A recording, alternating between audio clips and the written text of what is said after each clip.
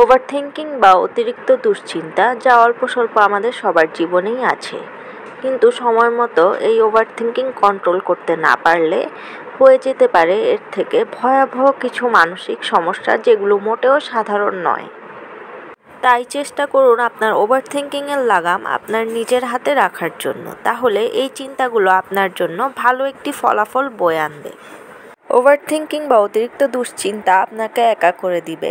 আপনি যখনই ওভারথিংকিং সাইকেলের মধ্যে ঢুকবেন, তখন আপনি স্বাভাবিকভাবেই ছোট ছোট জিনিস নিয়ে অনেক বেশি চিন্তা করবেন। তখন আপনার মনে হবে আশেপাশের কেউই আপনাকে বুঝছে না বা আপনার সমস্যাটা কেউই গুরুত্বের সাথে দেখছে না, যার কারণে খুব সহজেই আপনার মধ্যে হতাশা দেখা দিবে। এবং এই হতাশাকে যখন আপনি একটু সুযোগ দিবেন, এই হতাশা থেকে আপনার মধ্যে ডিপ্রেশন, অ্যাংজাইটি এবং বিভিন্ন ধরনের মানসিক জটিলতা বাসা বাঁধতে শুরু করবে।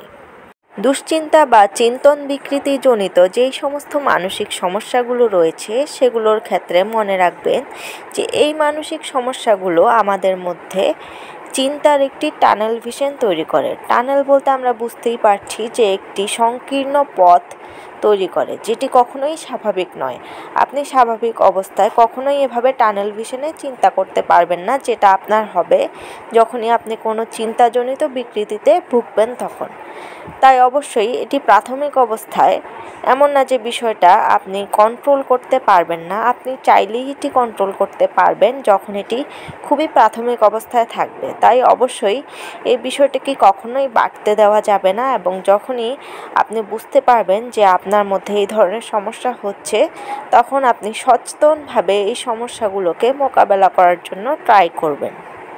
টানেল ভিশনের ক্ষেত্রে যেটি হয়, আমরা যে কোনো একটি সমস্যার সম্ভাব্য যেই সমাধানগুলো রয়েছে সেগুলো খুব সংকীর্ণ করে ফেলি, বা সেই সমাধানগুলো আমাদের চোখেই পড়ে না। আমরা সমাধানের পথে চিন্তা না করে শুধুমাত্র একটি দিকে ওই সংকীর্ণ পথে চিন্তা করতে থাকি, যার জন্য আমাদের কাছে খুব ক্ষুদ্র একটি বিষয় অনেক বেশি বড় মনে হয়।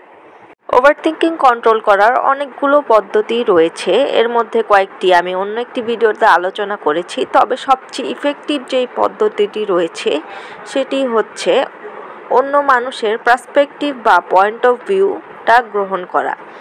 যেমন আপনি কোনো একটি বিষয় নিয়ে খুব বেশি চিন্তা করছেন, তাহলে ওই বিষয়টি আপনার আশেপাশে কোনো বন্ধু বা এমন একজন মানুষের সাথে শেয়ার করবেন যে আপনাকে জাজমেন্ট না করে আপনার ওই বিষয়টা সম্পর্কে তার অপিনিয়নটা জানাবে। তাহলে দেখবেন যে আপনি যে বিষয়টাকে যেভাবে ভাবছেন, আপনার সামনে যে মানুষটার সাথে আপনি শেয়ার করছেন সেই বিষয়টাকে একটু অন্যভাবে দেখছে। তখন হবে যেটা, তা হচ্ছে আপনি ওই বিষয়টা সম্পর্কে নতুন একটি ধারণা পাবেন বা নতুনভাবে চিন্তা করার একটি সুযোগ পাবেন, যেটি আপনি তার সাথে শেয়ার না করলে কখনোই হয়তো আবিষ্কার করতে পারতেন না। বা এমন কোনো একটা কাজ যেটা আপনার কাছে খুব কঠিন বা আপনার কাছে একেবারেই মনে হচ্ছে অসম্ভব, আপনার দ্বারা সম্ভব না, ওই বিষয়টা আপনি তাকে বলতে পারেন যে আমি এভাবে চিন্তা করছি, এটা আমার মনে হচ্ছে পারবো না। তখন আপনি দেখবেন যে সে ওই বিষয়টা খুব সহজভাবে যদি নিয়ে থাকে, বা সে এমনভাবে বিষয়টা গ্রহণ করলো যে বিষয়টা আপনি এভাবে কখনোই চিন্তা করেননি। কারণ প্রত্যেকটা মানুষের আমাদের স্বাভাবিকভাবেই আমাদের চিন্তার যেই ডেকোরাম রয়েছে বা চিন্তার যেই আমাদের ক্ষেত্রটা রয়েছে সেটা আলাদা, আমাদের প্রত্যেকের অভিজ্ঞতাগুলো আলাদা। তাই যখনই আপনি নতুন একজন মানুষের সাথে কথা বলছেন বা তার পয়েন্ট অফ ভিউটা গ্রহণ করছেন, তখন অবশ্যই আপনি তার থেকে নতুন কিছু জানতে পারবেন, যেটা আপনার অভিজ্ঞতার ক্ষেত্রের মধ্যে হয়তো ছিল না। ওভারথিংকিংকে কন্ট্রোল করার আরেকটি পদ্ধতি হচ্ছে, যে বিষয়টি নিয়ে আপনি খুব বেশি দুশ্চিন্তা করছেন সেটি যদি আপনার পক্ষে করা সম্ভব হয়ে থাকে বা সেই কাজটি যদি আপনার করা সম্ভব হয়ে থাকে, তাহলে আপনি শুধু চিন্তা না করে সেই কাজটির পক্ষে ছোট্ট একটি স্টেপ হলেও এগিয়ে যান। যেমন আমাদের স্টুডেন্ট লাইফে যেটা হয় যে সামনে পরীক্ষা, আমি জানি আমার পড়তে হবে, কিন্তু আমি পড়ছি না এবং এই বিষয়টি নিয়ে দুশ্চিন্তা করছি। তাহলে আপনি যদি দুশ্চিন্তাটা বন্ধ করতে চান, তাহলে আপনাকে পড়ার পক্ষে ছোট্ট একটি স্টেপ হলেও দিতে হবে। আপনি যেখানে কিছুই পড়েননি সেখানে অল্প করে পড়া শুরু করলেও আপনার দুশ্চিন্তা কিছুটা কমে যাবে। তাহলে আজকের ভিডিওতে দুটি বিষয় বললাম, একটি হচ্ছে ওভারথিংকিংয়ের মধ্যে আপনাকে অবশ্যই অ্যাক্টিভ থাকতে হবে, আরেকটি হচ্ছে আপনার পার্সপেক্টিভটা অন্য মানুষের সাথে শেয়ার করবেন যে আপনাকে জাজমেন্টাল না হয়ে তার পয়েন্ট অফ ভিউটা জানাবে।